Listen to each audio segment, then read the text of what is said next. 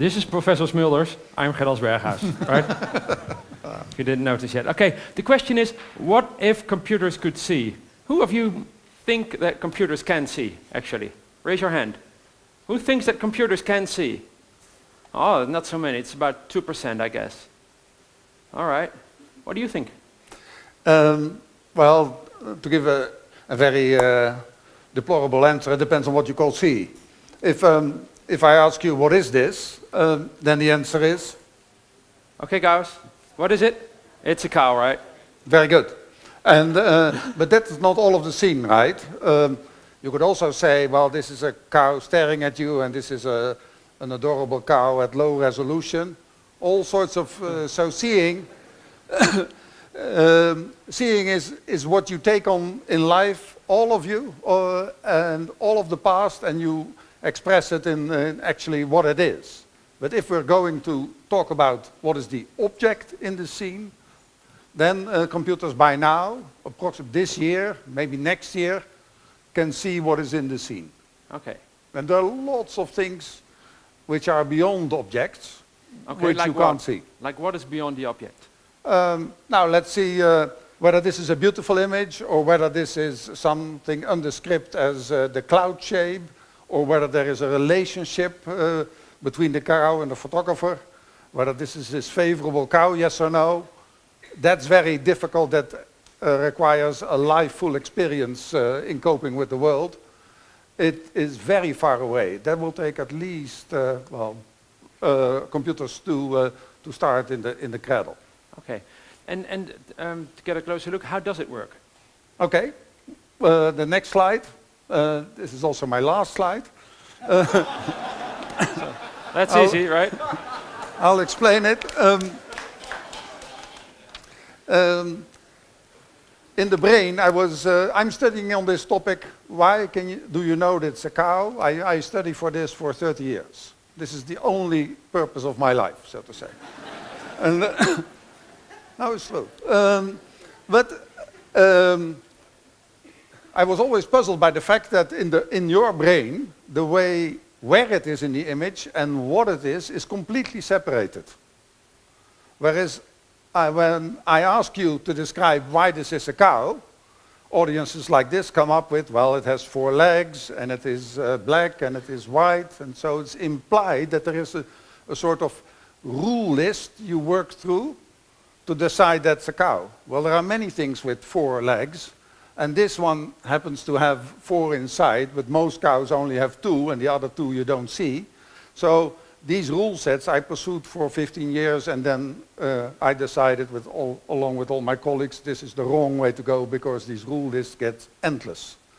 And then we changed our tactic, and we put this type of images together with what it was in front of the computer, and let the computer learn how to recognize them. Just as your mother does for you. You bicycle along, in the back seat, your mother shouts cow, and you just repeat it. Yeah? At this age, you repeat, that's a cow. That's a cow. And what do we see here? What's in the graphic? That's the where problem. So now the question is, I know there is a cow in the image, but I don't know where it is. Like the one half of the brain is satisfied, now the other half, where is it?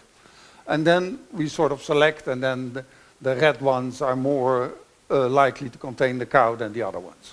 Okay, all right. Okay, any question? Already? I have a lot. Okay. So what? Why? Why what? Yeah. Well, I told you. Okay, this is my life's ambition. Okay, but where did it start? Where did your fascination for the topic start? 1/3 of your brain you use only to watch. All other tasks, including high energy physics and philosophy, take only a marginal fraction of the energy your brain spends on what you see. So it's the most complicated task and the most useful task. But if you, of course, you can be blind, but let's abstract it to perception in general. That if you couldn't see, you couldn't act with the world. Mm-hmm. So basically, I'm intrigued all my life in what is the information which comes in and how do I sort it out relative to what I already knew. All right. Okay. And you just told me that we're examining this right now, 2016, and we were talking a bit about the future. What is the future going to bring us? Oh, lots of things. So you mentioned UVision, and the UVision was a spin-off company. Basically, had 5. In the end of UVision, we had 5 customers, and then we were bought by Qualcomm. Qualcomm is a very huge Silicon Valley chip manufacturer. 80% of all mobiles have a Qualcomm chip inside. And if we had not sold it to Qualcomm, we would have sold it to Intel, was hanging around, and Samsung and Huawei. So you can, this is secret information, but it's clear that the chip makers of the world have an interest in this, right? Right. So let's predict that it will be in the chip on the mobile, because it takes a lot of time to compute this, that the chips of the world, of the mobile, will have this on board. Okay. And Just our mobiles, our smartphones? Yes. Okay. If not next year, then 5 years. And then basically, they go around and they are capable of recognizing first objects and maybe later also actions, and maybe later also, say, the importance of a scene and where it is. An agenda to fill, but in the end, so rather than typing what you see, your mobile will record it for you in text, not as a picture, but in text. And so it makes some summary of what you see. You don't have to type it. Yeah. Is that what you're saying? Yeah, no, that doesn't sound like very important, right? No, it doesn't. No, okay, but then... Does it? No, but you can apply it almost everywhere you would look to. So you can apply it in Albert Heijn to sort out what it is. You can keep automatic stock of almost anything. You can control manufacturing. Vision is almost everywhere in almost all jobs. Yeah? So it can be part of a job, not necessarily the gist of it, but say the routine part of it. Okay. Okay. Questions already? No, not yet? In the back there. Shout it out loud, then we don't have to bring a mic.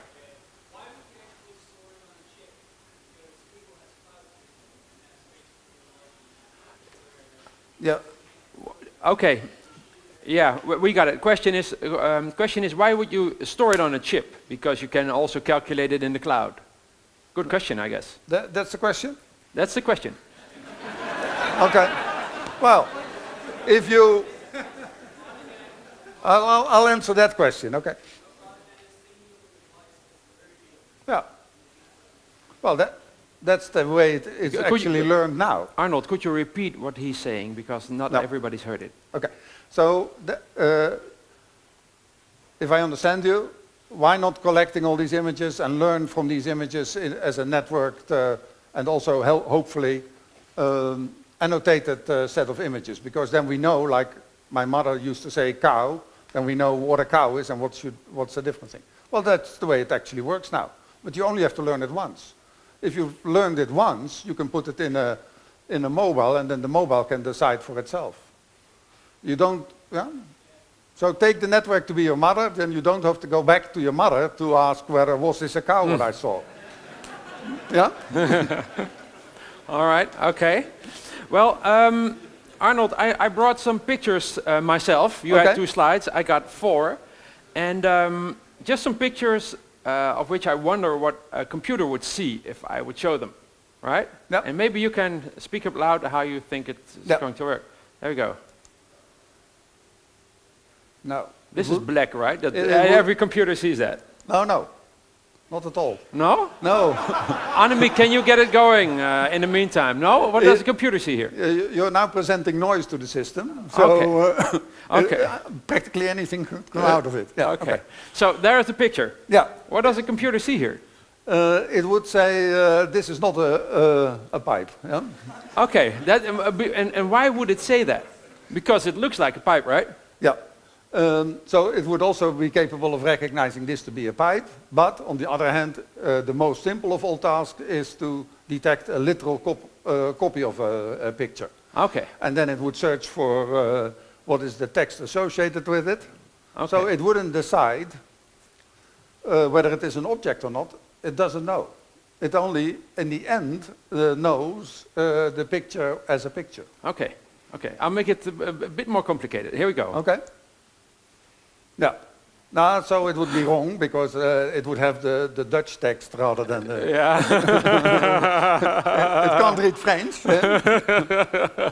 No. Well, handwritten like this is actually not so trivial to read. It's about equally complicated to recognize this as a pipe, as well as reading this text in handwritten. Okay. If it is machine font, it's trivial by now. Okay, but yeah, all right, I get it. Okay, we go on to the next. There we go.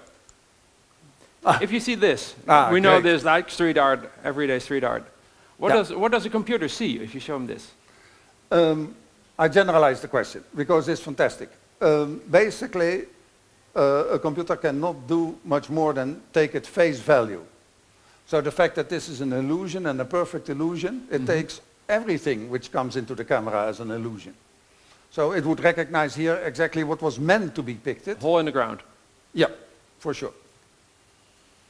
And before this is seen as an illusion, requires, if you think of it, so much circular knowledge around it. Yeah. Like you have to recognize, it can't be a hole. If it would be a hole, there would be police around it. There's no police, so it must be an illusion. Yeah? Before a computer can do that, it needs a lot of experience in life, which it doesn't have. Okay. Okay, great. Last one. Ah. Well, what is it? Oh, hold on a sec. What do you think it is? Yeah, you. No, don't look around. You know what I mean? It's an insect. Someone else? Something different? You're a happy person. If you say insect, that's great. Peter, what do you think it is? Two witches around a cauldron. Oh, that's quite nasty. Okay. Anyone else? What do you see? It's a Rorschach test, right? The psychiatrists use it to get a grip on what you're thinking, how you're feeling. A mask? It's a mask. Okay. Yeah. What would a computer see? I would also go for Venetian mask. Yes. At best, it would say symmetry, because that's the most grounded of the experiences, so to say. But very interesting question. Because we start at the other end, we start at realistic objects, we try to describe as much variation as there is in the object, still capture it in the...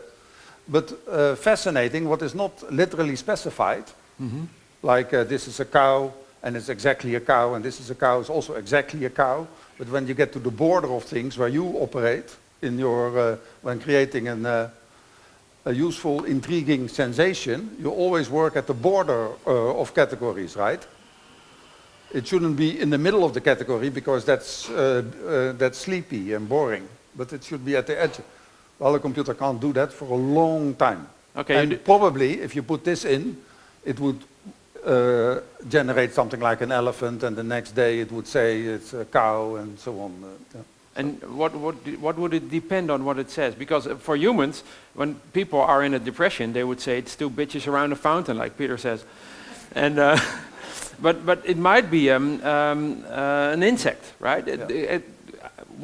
You're saying that it differs over time, depending on what? Yeah.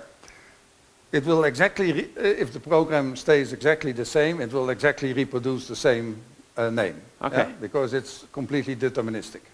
But if you add a little bit of noise to it, Then it's then it will start to, yeah. And the fact that we are so poor in it tells you that anything which has to do with imagination or consequential reasoning or something like that, we still don't master. So I, after 30 years of study, together with my colleagues, I've progressed to the level of approximately kindergarten. okay. Yeah? I can name things. Sure. Yeah? But on the other hand, I can name things, I can name all of them. I can all 20,000 things you know, there are not so many more, because the language doesn't have more words to cover them. I can reasonably name them. Some go easy, some go bad. But any relationships and everything that, and any implication and any tension, that is a long way off. But that's for you to add on the basis of these tools which will come inevitably. Okay. So, I'm basically working with the administrative part of computer vision. Yeah, okay, if so you say as humans, we're years ahead. Yeah, Okay. because they have experience in life. Yeah. All right. Okay, thanks. Any questions? Does the introduction of 3D cameras help computers read images better? Does the introduction of 3D cameras help computers read images better? Yes, especially actions.